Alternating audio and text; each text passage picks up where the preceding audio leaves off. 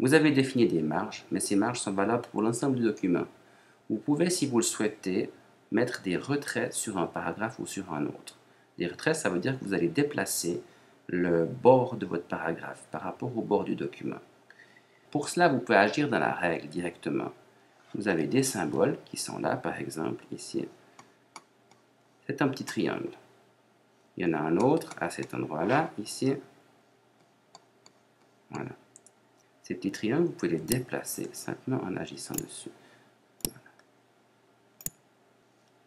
De l'autre côté de la règle, c'est la même chose. Vous avez également un petit triangle, vous le prenez, vous le déplacez le long de la règle, comme ceci. Petite différence, sur le petit triangle, il y a également un petit rectangle qu'on peut déplacer séparément. Ce petit rectangle sert à gérer le retrait de la première ligne. Voilà, je vous le montre maintenant, un peu plus loin. Le petit rectangle ici sert à gérer la première ligne du paragraphe, alors que le triangle sert à gérer tout le bord du paragraphe. Sur la droite, c'est la même chose, le petit triangle ici sert à gérer tout le bord du paragraphe. Ces retraits, vous pouvez également les gérer à partir de l'inspecteur de texte. Je l'ouvre ici, l'inspecteur de texte, c'est toujours le quatrième.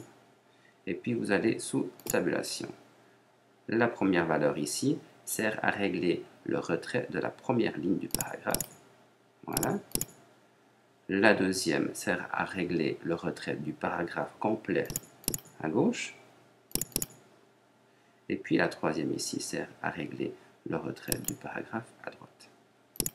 Si je remets les valeurs à 0, j'ai un paragraphe qui s'intègre complètement au reste du texte.